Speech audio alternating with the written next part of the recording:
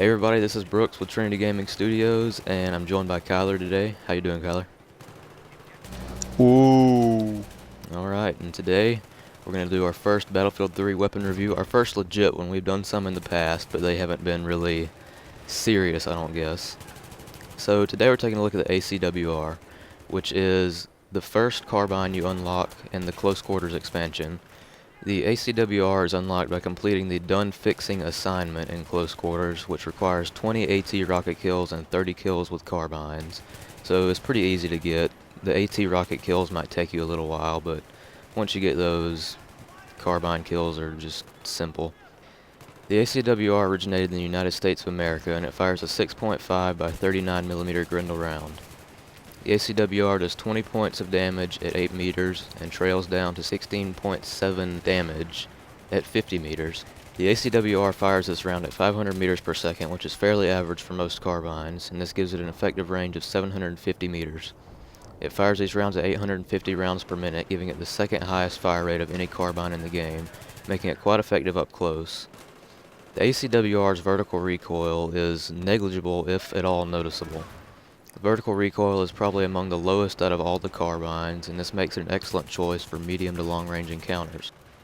The ACWR features very, very little horizontal recoil as well, so a foregrip is not really needed in order to maximize its potential. The ACWR's spread while aiming down sights is also significantly lower than most other carbines. However, its hipfire spread is higher than most other carbines, making hipfire a last-ditch option at point-blank range. Otherwise, the ACWR is best suited for close to medium range encounters while aiming down sights. At longer ranges, the ACWR does more damage than most of the other carbines, except for the Scar H. However, it's not the best choice for long range combat. When I first used the ACWR, I didn't really know what to expect because this expansion, Close Quarters, was more, well, obviously close quarters. It was oriented towards just point blank range combat. And I was kind of surprised to find out that the ACWR actually had pretty bad hipfire spread. So I started using it some, and I noticed the low recoil, and I was actually really impressed by just how well it performed at medium range.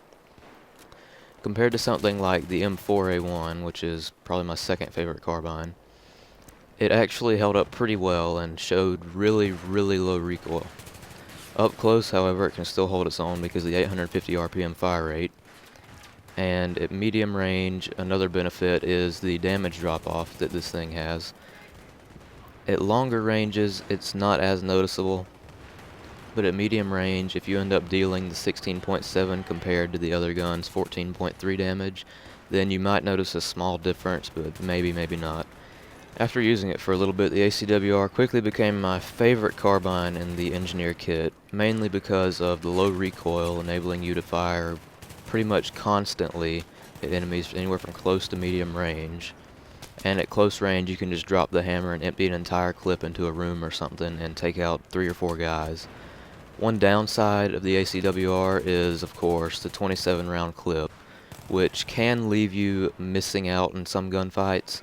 Occasionally those extra 4 bullets will be all that you need to finish him off, but you have to duck behind cover and reload, and then he's probably already gone by then. So that's one problem, and with the high fire rate of the ACWR, you'll run through those clips faster than anything else, pretty much.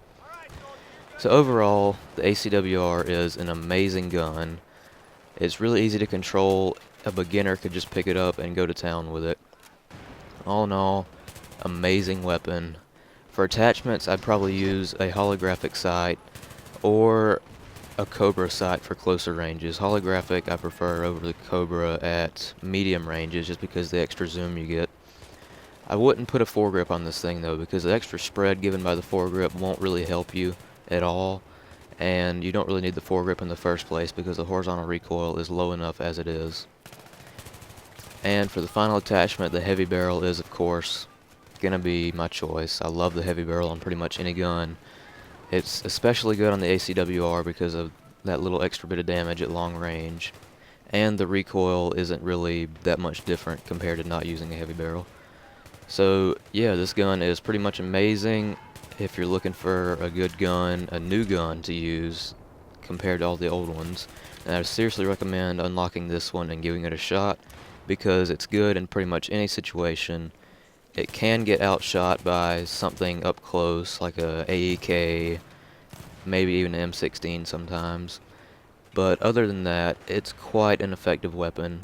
So if I had to give the ACWR a rating, I'd give it definitely 5 out of 5 stars. This gun performs well at pretty much any range that an automatic weapon would be expected to perform well at.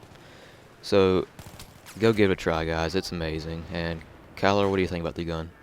Well, I would give this gun a 5 out of 5 because it's pretty much great all around. There's nothing really bad I can say about it. It's pretty much perfect. 5 out of 5. Alright. So I hope you guys can get some time in with this thing before DICE messes with it. I hope they don't nerf it. It is amazing as it is. Hopefully they don't mess with it or anything, because I think the engineer needs kind of a more balanced weapon.